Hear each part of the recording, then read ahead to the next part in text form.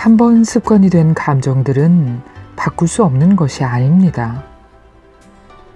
저는 많은 분들이 불행이라는 감정 습관에서 벗어나 행복이라는 새로운 감정 습관의 길로 들어서는 것을 보았습니다. 이를 통해 감정 습관이란 개념이 누구나 쉽게 이해할 수 있으면서도 실제로 도움이 되는 개념이라고 확신하게 되었습니다. 감정도 습관이 된다는 것은 우리에게 고통이기도 하지만 희망이기도 합니다. 습관은 정말 큰 힘을 가지고 있습니다. 습관은 나에게 도움이 될 수도 고통이 될 수도 있습니다. 행복을 습관화해 봅시다. 기쁨을 습관화해 봅시다. 우리들의 이야기와 책이 있는 곳, 여기는 솔방문고입니다.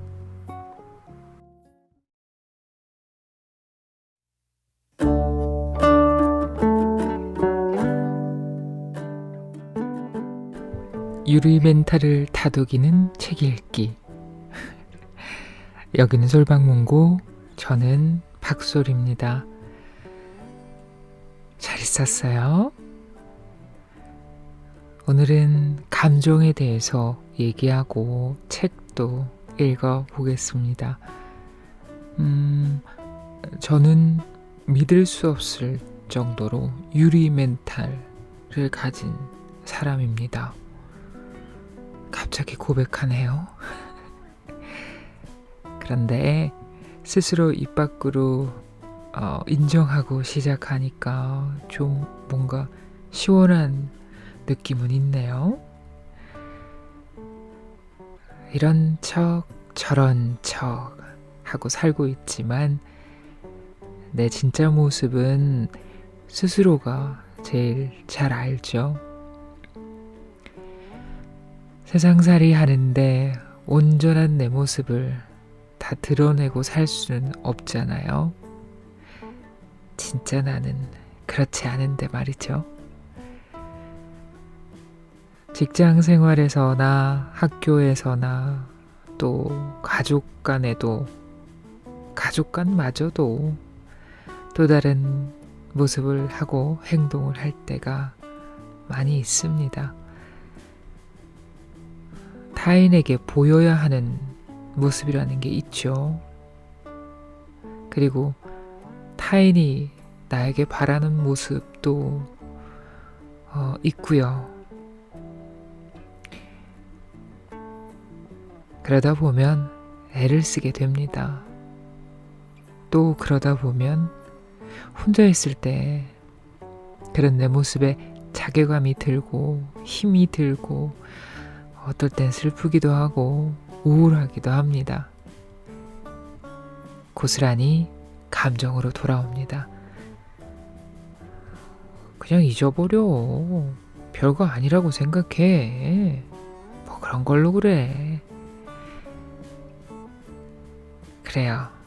남들이 해주는 위로가 그들의 의도와는 상관없이 오히려 더 상처기를 낼 때가 있기도 해요. 내 감정은 오롯이 내 것이잖아요. 이런 전적으로 내 것인 내 감정, 정혜신 선생님의 당신이 옳다라는 책에서도 많이 읽었습니다. 자세히 들여다보고 관리를 해야 되는 것 같아요. 감정을 들여다보고 관리하는 방법이 한 가지는 아닌 것 같아요. 관련된 책이 한 권이 아니듯이요. 또 내가 받아들이고 한 번이라도 실행해 볼 수 있는, 생각해 볼 수 있는 그런 방법, 그런 책 찾아봅시다.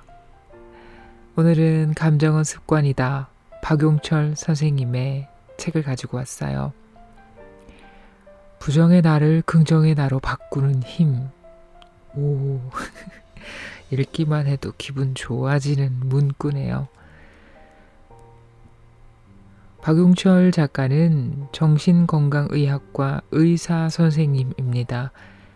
직접 운영하는 블로그에 감정 조절과 심리학과 정신과 관련 지식을 꾸준히 올리고 계신답니다.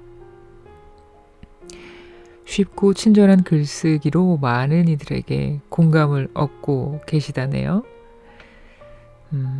독서에도 습관이 중요하다고 얼마 전에 미키 기요시의 독서와 인생에서 읽었었는데, 감정도 습관으로 관리할 수 있는 건가요? 좋습니다. 읽어보도록 하겠습니다.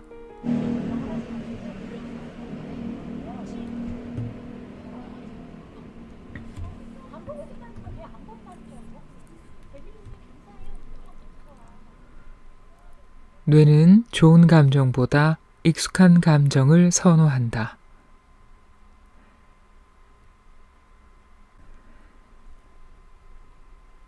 제가 감정도 습관이 된다는 것을 어렴풋이 알게 된 것은 대학병원 전공의로 정신과에 막 입문했을 때입니다. 당시 제가 인상 깊게 보았던 심리 실험을 소개하겠습니다. 1978년 심리학자 필립 브리먼은 행복감에 대해 흥미로운 연구를 했습니다. 서로 다른 두 집단에서 행복이라는 감정이 어떻게 변화하는지 관찰한 것이었죠. 한 집단은 얼마 전 복권에 당첨되어 일순간에 큰 부자가 된 사람들로, 다른 집단은 최근에 사고를 당해 몸이 마비된 사람들로 구성되었습니다. 누구나 예상하겠지만 복권에 당첨된 집단의 행복도는 당첨되기 이전과 비교해 크게 증가했고, 반대로 사고가 난 사람들의 행복도는 사고 전에 비해 큰 폭으로 감소했습니다. 하지만 시간이 흐른 뒤 다시 조사해 봤더니 예상 외의 결과가 나왔습니다. 복권 당첨자들의 행복도는 시간이 흐를수록 복권에 당첨되기 이전 수준으로 낮아졌지만, 사고가 난 사람들의 행복도는 시간이 지나자 사고가 나기 전과 비슷한 정도로 회복되었던 것입니다. 이 연구 결과를 보고 저는 꽤나 당황했습니다. 격하게 좋은 일이 있어도 혹은 아주 나쁜 일이 있어도 어느 정도 시간이 지나면 본인이 기존에 가지고 있던 감정 상태로 다시 돌아간다는 이 실험 결과가 참으로 이상했습니다. 이런 결과를 이해하기 위해서는 우리 뇌의 특성에 대해 알아볼 필요가 있습니다. 뇌는 익숙한 것을 선호한다. 잠시 다이어트 이야기를 해보려고 합니다. 조금 엉뚱한 이야기처럼 들릴지 모르겠으나 다이어트와 요요 현상에 대해 알아보는 것은 뇌의 특성을 이해하는 데 도움이 되기 때문입니다. 비만이 건강에 좋지 않다는 것은 누구나 알고 있습니다. 많은 사람이 건강을 위해 열심히 다이어트를 하고 운동을 합니다. 많은 노력으로 살을 빼고 건강에 좋다는 적정 체중까지 감량합니다. 그런데도 결국 다이어트에 실패하는 주된 이유는 요요 현상 때문입니다. 일단 체중은 원하는 만큼 감량하였지만 그 이유가 문제인 것이죠. 허기가 지고 칼로리 높은 음식이 자꾸만 눈에 들어옵니다. 음식을 먹고 나면 몸은 칼로리를 소비하기보다 지방으로 저장부터 합니다. 의욕이 떨어져 활동량이 줄어들고 따라서 에너지 소비도 감소합니다. 마음 한구석에서는 이 정도 하면 됐지 하는 생각이 스멀스멀 기어 나옵니다. 이렇게 우리 몸은 요요처럼 원래 체중으로 되돌아옵니다. 이처럼 원치 않은 요요 현상이 생기는 이유는 무엇일까요? 그것은 우리의 뇌가 다이어트 이전의 체중으로 돌아가야 한다며 몸과 마음에 강하게 명령을 내리기 때문입니다. 뇌는 참으로 어리석습니다. 건강에 좋은 체중으로 만들어 놓았음에도 이전의 비만 상태로 돌아가려고 필사적으로 노력하니 말입니다. 다이어트와 요요 현상으로 고생하신 분들은 이런 자신의 뇌가 너무 답답하고 미울 것입니다. 내 뇌가 진짜 내 편인가 하는 생각이 드실지 모릅니다. 여기서 우리는 뇌가 지키고자 하는 중요한 원리 하나를 발견할 수 있습니다. 이 원리는 이 책을 관통하는 핵심이기도 합니다. 그것은 바로 뇌는 익숙한 것을 좋아한다는 것입니다. 뇌의 원리. 무의식적으로 뇌는 나에게 이로운 것을 선택하는 것이 아니라 그저 평소에 유지했던 익숙한 상태를 필사적으로 지키려고 한다. 이런 뇌의 원리는 왜 생겨난 것일까요? 하루하루 살아남는 것이 최대 목표였던 원시인 뇌의 작동 원리가 현대인의 머릿속에도 남아있는 것입니다. 수많은 위협과 위험 속에서 지내야 했던 원시 인류에게는 웰빙이라든지 삶의 질 따위가 고려 대상이 아니었습니다. 어떻게 하면 살아남을 수 있는가만 고민하던 뇌는 지금까지 해오던 것을 웬만하면 바꾸지 않으려고 합니다. 왜냐하면 이렇게 하면 적어도 죽지는 않는다라고 믿기 때문이지요. 새로운 것은 나에게 이득이 될 수도 있지만 만에 하나 죽음과 직결될 수도 있기에 웬만해서는 받아들이려 하지 않는 것입니다. 우리의 뇌는 새로운 것보다는 익숙한 것을 선택합니다. 이런 식으로 뇌 안에 굳어진 익숙함들이 바로 습관입니다. 오랜 기간 유지되어 왔다는 것만으로도 뇌 안에서 표준으로 자리 잡는 것입니다. 화날 때 화를 푸는 방식, 심심할 때 나타나는 행동들, 잠버릇, 식사할 때 보이는 행동, 일 처리하는 방법, 좋아하는 노래 장르, 좋아하는 음식 등 내 안에는 수많은 습관이 깊숙이 스며들어 있습니다. 의식하지 못한 채 이러한 습관들은 오늘도 어김없이 반복되고 있습니다.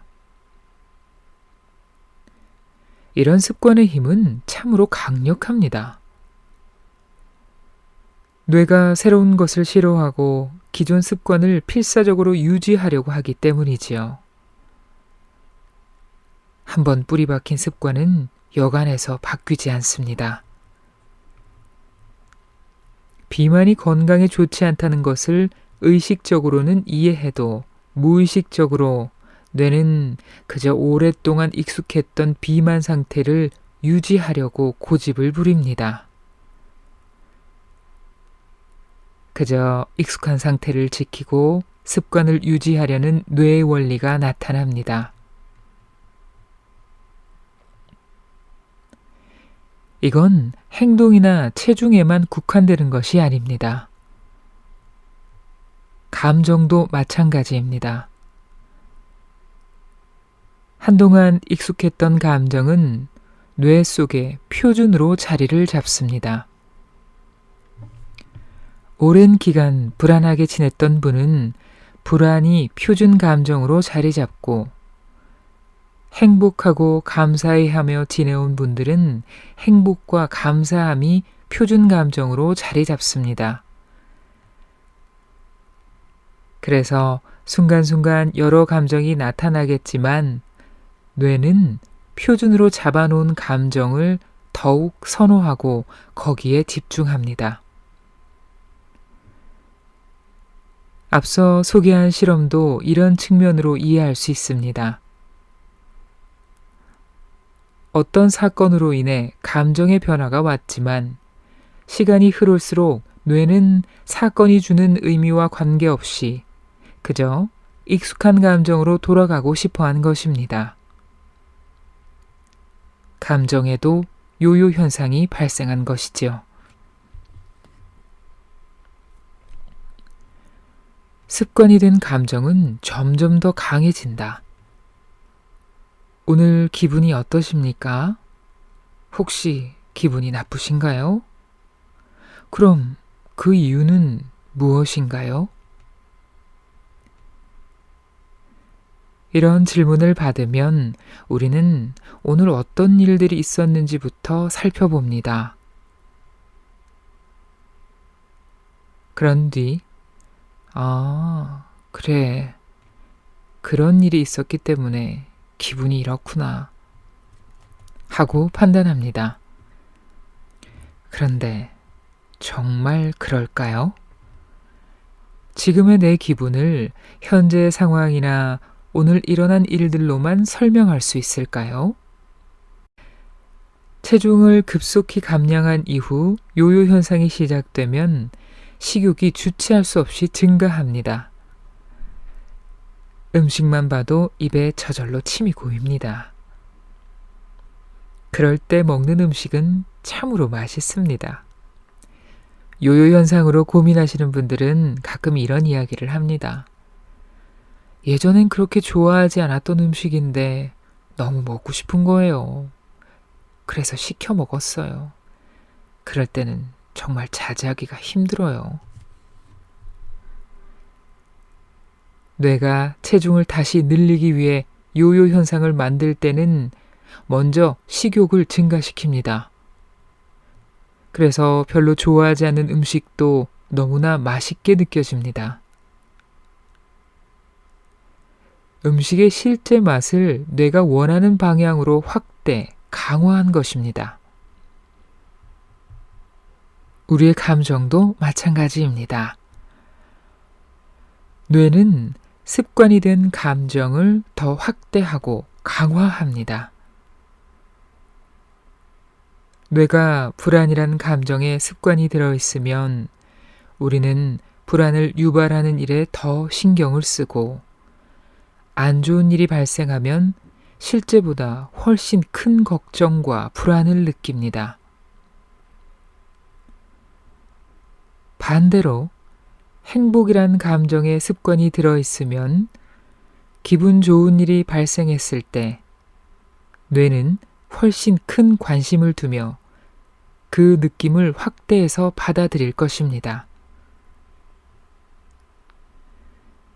오늘 내가 느낀 감정은 실제 오늘 일어난 사건들과 일치하지 않습니다.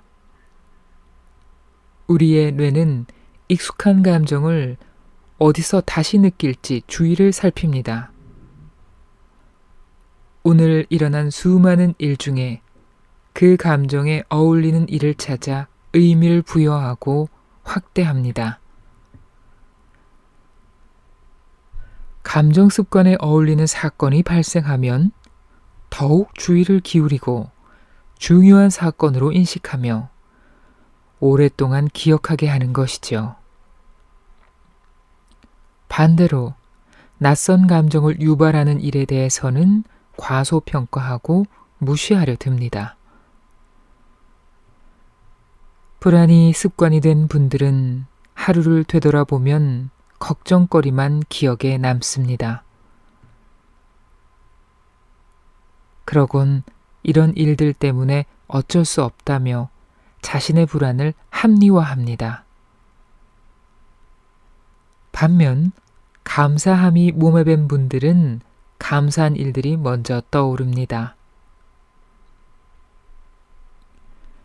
또한 같은 일에 대해서도 감정 습관에 따라 어떤 사람은 긍정적으로 해석하는 반면 어떤 사람은 부정적으로 해석하고 불안에 휩싸입니다.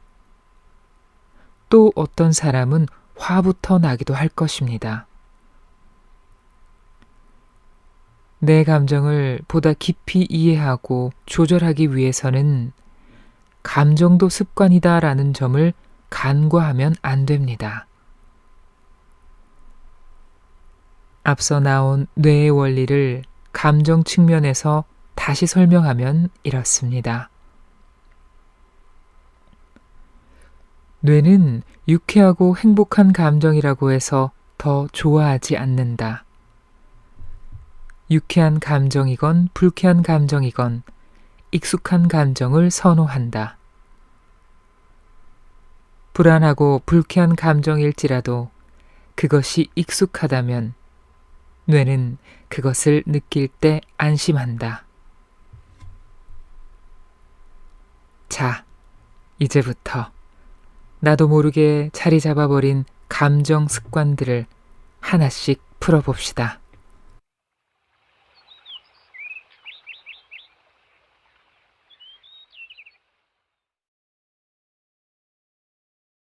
익숙한 감정을 유지하려는 뇌의 속임수. 뇌가 익숙한 감정 습관을 유지하기 위해 사용하는 중요한 속임수를 소개하겠습니다. 먼저 질문 한 가지를 해보죠. 우울증에 걸린 분들은 흔히 좋은 일은 하나도 없고 즐거울 때가 전혀 없다고 말합니다. 그렇다면 우울증에 걸린 사람들은 행복 또는 즐거움이라는 감정 자체를 느끼지 못하는 것일까요? 우울한 사람과 긍정적인 사람의 결정적 차이. 위스콘신 대학의 리처드 J. 데이비슨드 교수는 만성 우울증을 앓고 있는 사람들과 긍정적인 정서를 지닌 사람들을 각각의 그룹으로 나누어 흥미로운 실험을 진행하였습니다. 데이비슨드 교수는 그들에게 기분이 좋아질 만한 사진을 보여주었습니다. 아기를 바라보며 행복에 겨워하는 엄마의 모습, 어려움에 처한 타인을 도와주는 훈훈한 모습, 사람들이 즐겁게 춤을 추는 모습, 어린아이들이 신나게 놀면서 웃는 모습 등을 담은 사진이었습니다. 그러고 나서 기쁨이나 즐거움을 느낄 때 활성화되는 뇌 부위를 조사했습니다. 조사 결과 사진을 보여줄 때 두 그룹 모두에서 즐거움을 느끼는 뇌 부위가 활성화되었습니다. 또한 사진을 볼 때 우울증 환자와 건강한 사람의 뇌 활성화 정도도 거의 유사했습니다. 즉, 초기에는 두 그룹 모두 비슷한 정도로 유쾌한 감정을 느낀다는 뜻입니다. 하지만 그것이 유지되는 시간은 달랐습니다. 평소 긍정적인 정서를 가지고 있는 그룹은 훨씬 긴 시간 뇌 부위가 활성화되어 있었습니다. 우울증 그룹은 단지 몇 분 동안만 활성도가 유지되었고 긍정적인 그룹은 1시간 가까이 뇌 활성도가 유지된 것입니다. 즉, 우울증 그룹은 유쾌함을 몇 분만 느끼고 말지만 긍정적인 그룹은 유쾌함을 1시간 가까이 느낀다는 것입니다. 이것이 우울함이 습관이 된 사람들과 즐거움이 습관이 된 사람들의 차이였습니다. 이 실험은 우리에게 중요한 점을 알려줍니다.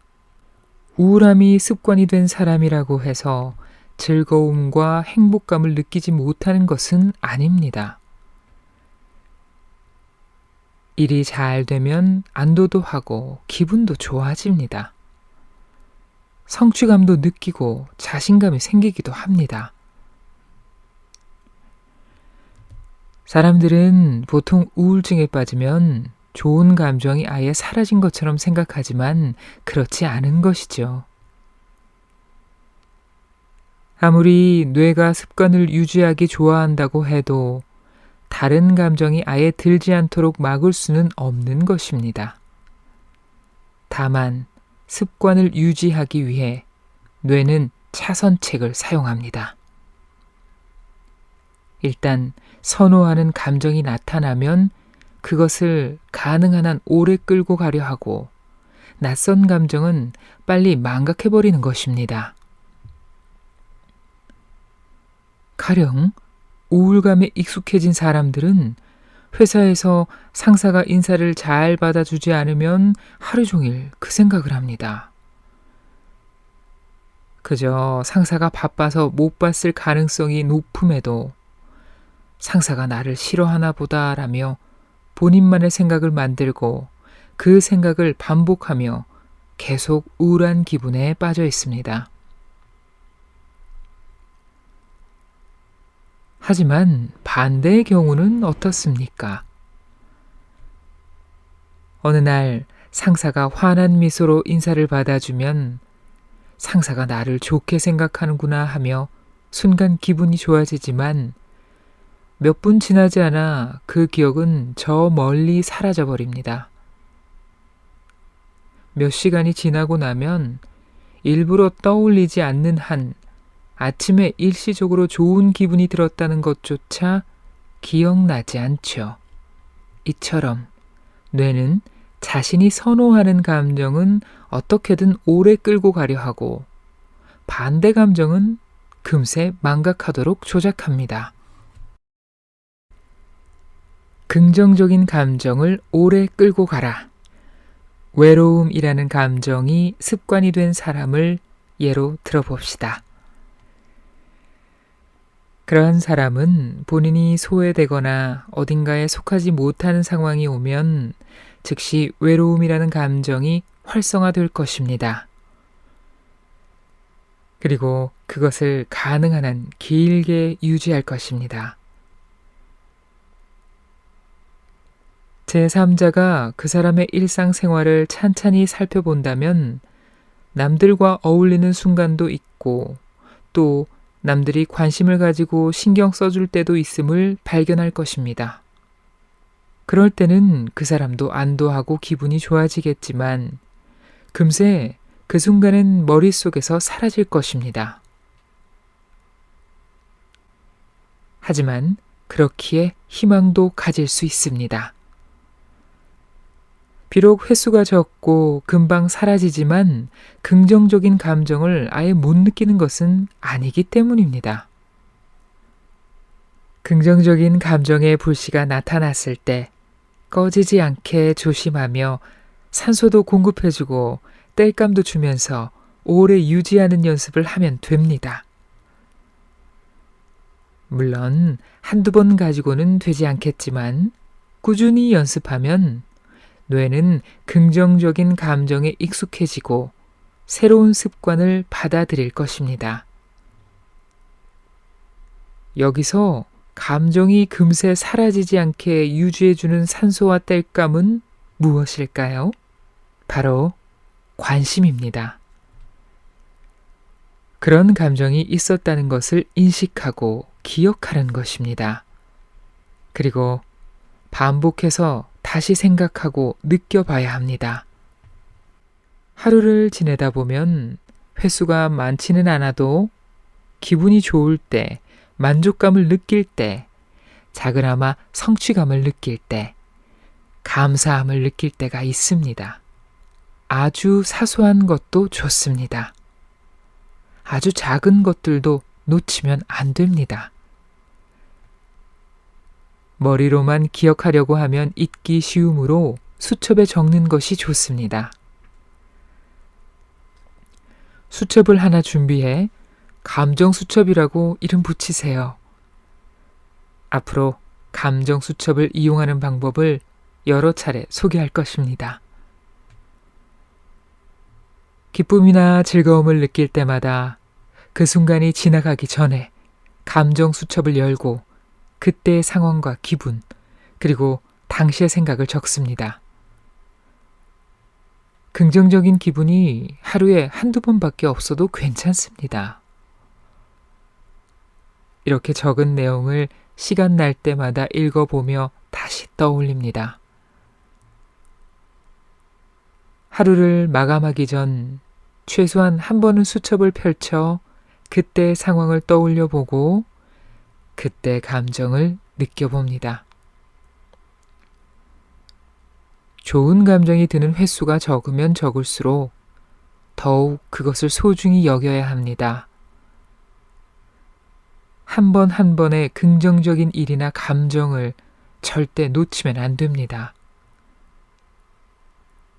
그 불씨를 지키고 키워 나가야 합니다. 그렇게 뇌가 긍정적인 감정에 점차 익숙해지도록 해야 합니다.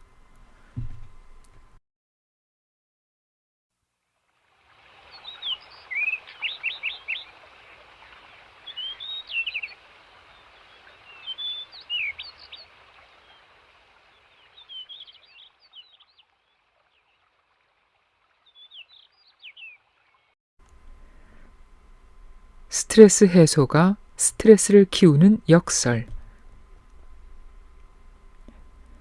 좀 새삼스럽긴 하지만 스트레스의 정의에 대해 잠시 살펴보겠습니다.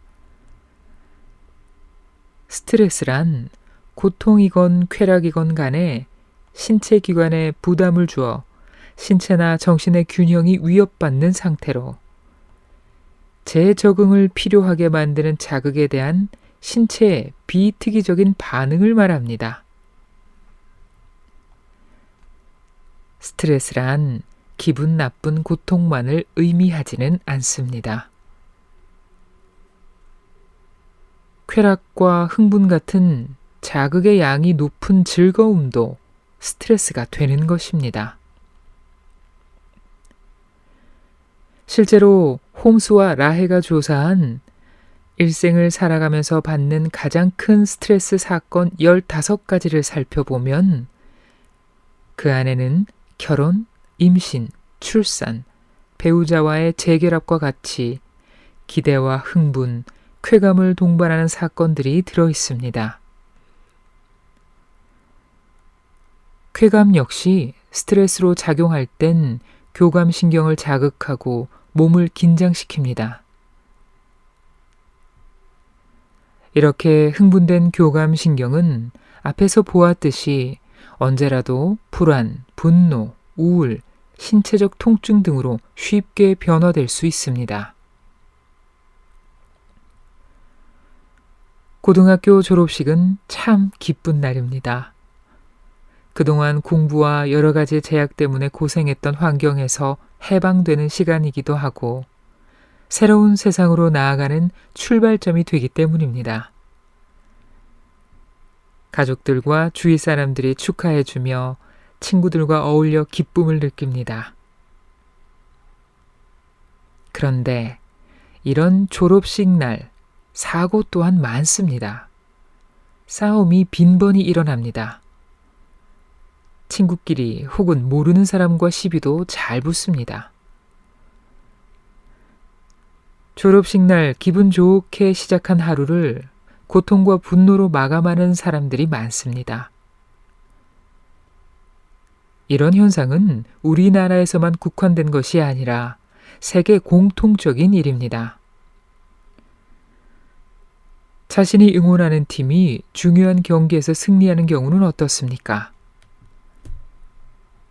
2002년 우리나라 축구 국가대표팀이 월드컵에서 기적과 같은 승리를 거두며 4강까지 가는 동안 우리는 쾌감과 환희에 찼습니다. 그러나 그런 짜릿한 승리를 거둔 날 싸움과 사건, 사고도 많았습니다. 외국 팬들도 마찬가지입니다. 훌리건이라고 부르는 스포츠 광팬들은 경기에서 이긴 날 축하연을 하다가도 쉽게 난동을 부리고 폭력적인 모습을 보입니다. 그렇다면 이런 현상들은 마음의 어떤 특성을 알려주는 것일까요? 바로 자극적인 쾌감은 나도 모르는 사이 스트레스로 작용해 교감신경을 흥분시킨다는 것이며, 교감신경의 흥분은 불안, 우울, 분노 등의 증상으로 쉽게 바뀔 수 있다는 것입니다. 그는 정말 스트레스를 해소하고 있을까? 30대 회사원인 주태진 씨가 저를 찾아온 이유는 너무 쉽게 화가 난다는 것이었습니다. 남들이 보기에 별것 아닌 일에도 분노가 치밀어 견딜 수가 없다고 했습니다. 쉽게 욕을 하고 거친 행동들도 나타났습니다. 가령 운전을 하다가 다른 차가 끼어들면 화가 나서 얼굴이 벌개지고 욕이 튀어나왔습니다. 병원에 온 첫날도 분명 자신이 엘리베이터에서 먼저 내렸는데 뒷사람이 앞질러 병원에 들어와 자신이 뒤로 밀렸다며 짜증난 모습을 보였습니다. 그의 말을 들어보니 몇 년 전까지는 이러지 않았다고 합니다. 예전이었다면 그럴 수도 있지 뭐 하고 넘어갔을 일들이라고 했습니다. 그는 성격 자체가 문제라기보다는 화라는 감정 습관이 문제인 듯 했습니다. 그에게 자꾸 짜증이 나는 근본적인 이유가 무엇인지 물어보았습니다. 회사에서 영업을 담당하고 있는 그는 몇 년 전부터 경기가 안 좋아지고 실적이 잘 나오지 않자 스트레스가 많아졌고, 회사에서의 압박도 심한 상태였습니다. 그가 보이는 증상의 많은 부분은 업무 스트레스의 영향인 듯 했습니다. 극심한 업무 스트레스로 인해 교감신경이 흥분 상태로 있다가 작은 자극에도 화라는 감정으로 폭발하는 것입니다. 그런데 그에게는 다른 문제도 있는 듯 보였습니다. 바로 스트레스 해소 방식입니다. 그는 회사에서 받는 스트레스를 풀기 위해 나름대로 많은 노력을 하고 있다고 했습니다. 스트레스를 풀지 못했다면 아마도 자신은 큰 병에 걸렸을 거라고 했습니다. 그의 첫 번째 스트레스 해소법은 술이었습니다. 퇴근 후 친구들과 어울려 술 마시는 것이 큰 낙이었습니다. 그러다 보니 주량이 점점 증가하고 과도한 음주 행태가 생겨났습니다. 두 번째는 스포츠 활동에 몰두하는 것입니다. 그는 취미생활로 주말에 배드민턴을 치고 있었습니다. 땀이 뻘뻘 나고 쓰러질 듯 숨이 찰 정도로 운동을 했습니다. 또 시합을 하면서 동호인들끼리 내기를 하는데 스트레스를 잊기 위해 그 내기에 심하게 몰두한다고 했습니다. 그래서 경기를 이기면 그 짜릿함에 스트레스가 풀리는 것 같다고 했습니다. 물론 지면 화가 나서 견딜 수가 없었습니다. 그는 또한 야구광이었습니다. 자신이 응원하는 팀이 이기고 지는 것을 보며 자신이 그 팀의 선수처럼 기분이 좋았다가 슬퍼지곤 했습니다. 그는 회사 일을 잊게 해줄 무언가를 더 찾아야겠다며 승패에 따라 돈을 받는 스포츠 복권에 몰입해 봐야겠다고 했습니다. 아마 독자들도 눈치채셨을 것입니다. 그에게 화라는 긴장감과 흥분 상태는 스트레스 해소법이라는 이름으로 얼굴만 바꾼 채 유지되고 있다는 것을요. 그렇습니다. 그는 스트레스를 풀고 있는 것이 아닙니다. 스트레스로 인해 과도한 흥분 상태가 습관화된 그의 교감신경계는 그가 쉬어야 할 시간에도 그를 쉬지 못하게 하고 그 긴장감을 유지하려고 하는 것입니다. 술이라는 자극과 경쟁적인 상황은 그의 교감신경계에 과도한 흥분을 유지해 주었습니다. 그렇게 교감신경계는 회사에서건 집에서건 흥분한 상태였습니다. 그러다가 경쟁에서 지는 상황이 오면 즉각 분노로 모습을 바꾸었습니다. 배드민턴에서 질 때, 자기가 응원하는 팀이 질 때 그랬습니다. 또한 운전 중에 다른 차가 끼어드는 순간에도, 병원에 온 날 다른 사람이 자기보다 앞서 접수한 순간에도 화가 났습니다.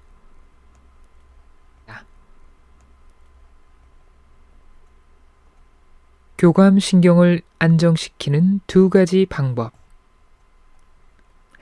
그는 스트레스를 해소한다고 스스로 믿고 있는 취미 생활을 조절해야 합니다.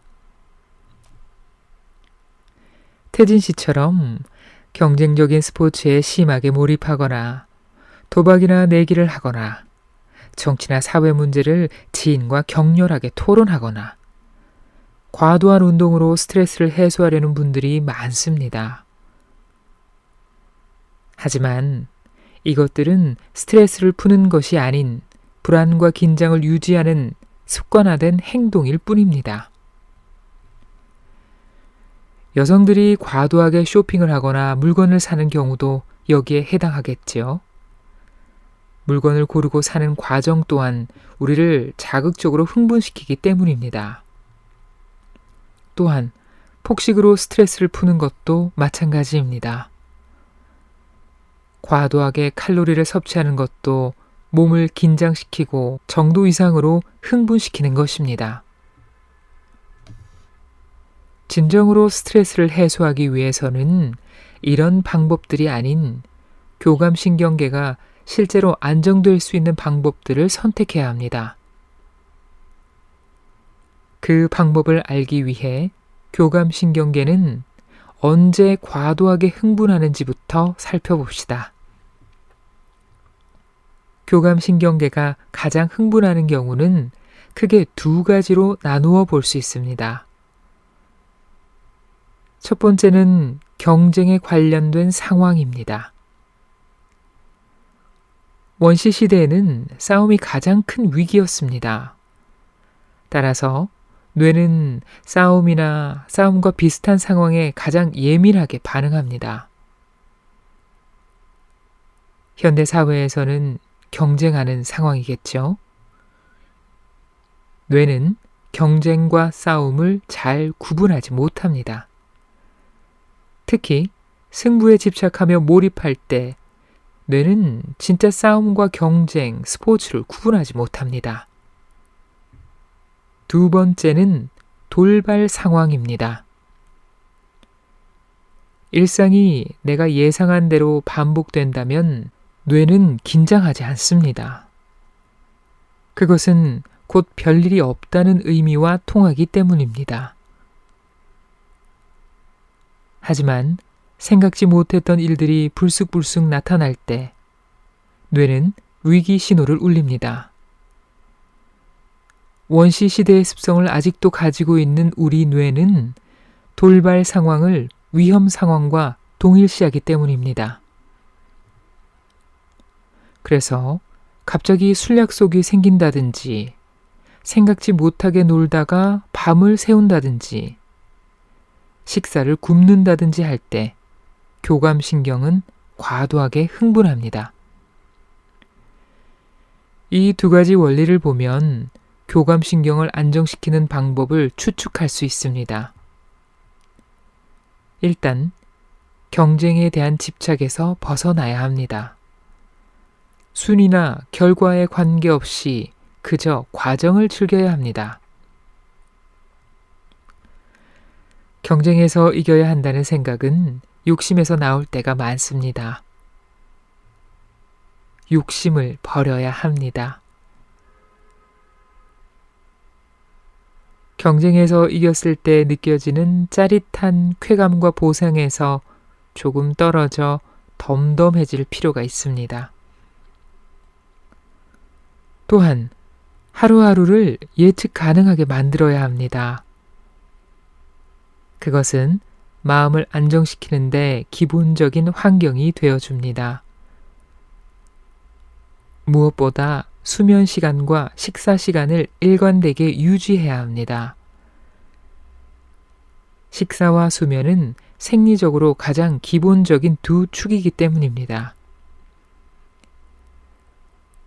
수면과 식사 시간이 변경되면 뇌는 덜컥 위험 상황으로 착각합니다. 그러므로 식사를 걸러서는 안 됩니다. 또한 폭식도 좋지 않습니다.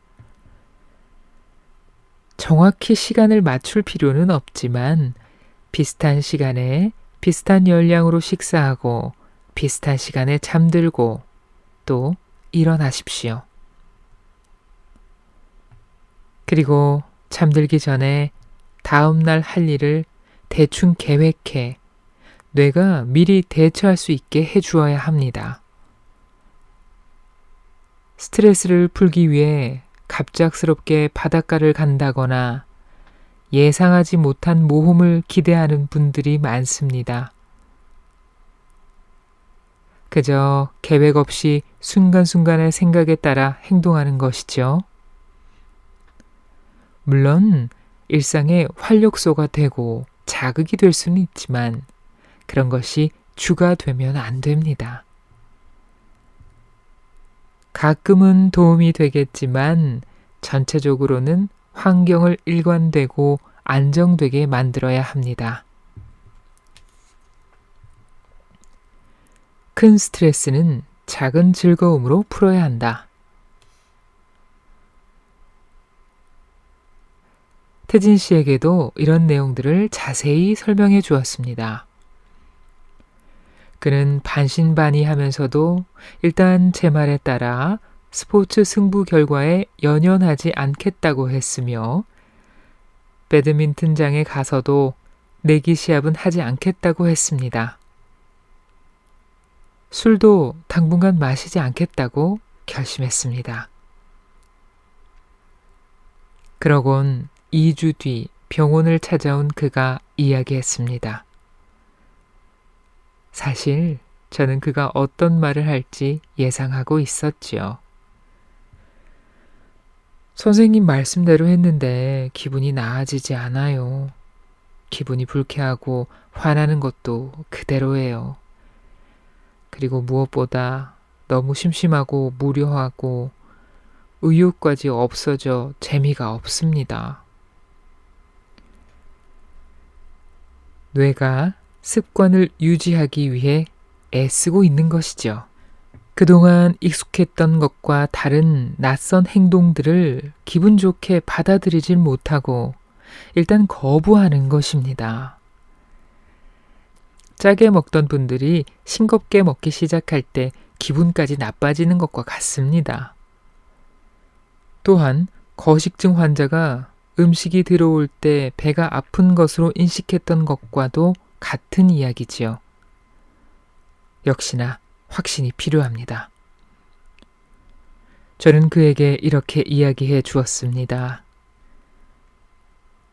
지금 하루하루가 무료하고 심심하다고 느껴지는 것은 잘하고 계시다는 증거입니다. 그게 맞는 것이고 정상입니다. 밋밋한 일상, 조금은 심심한 일상에 익숙해지십시오.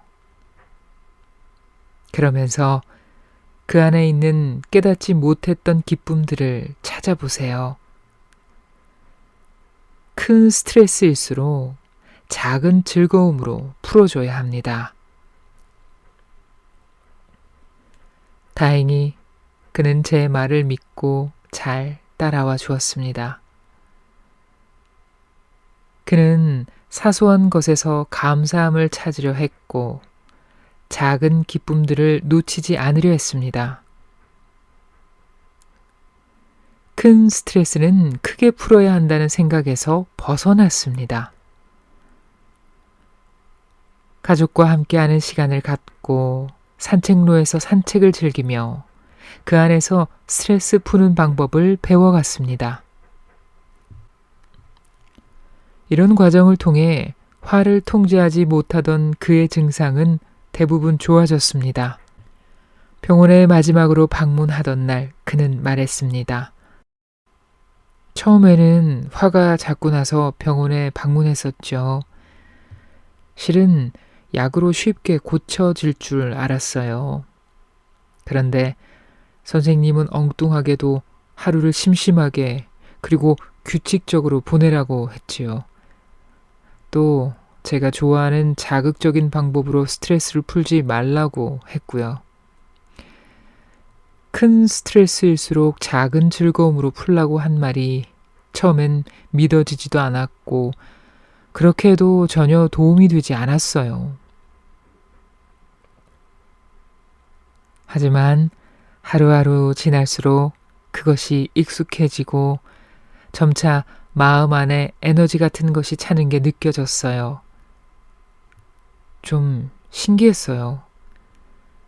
예전처럼 적극적으로 스트레스를 해소하려고 노력하지 않았는데도 긍정적인 힘이 마음에 느껴졌거든요.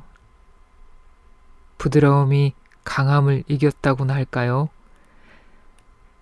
화나는 걸 줄이기 위해 시작한 변화들이 내 감정은 물론 제 일상의 습관 전체를 바꿨어요.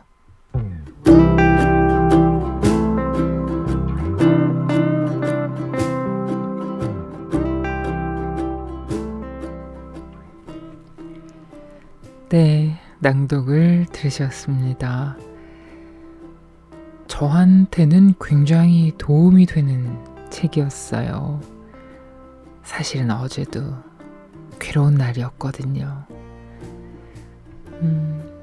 그 이유를 스스로 해석할 수 있게 도움을 주네요.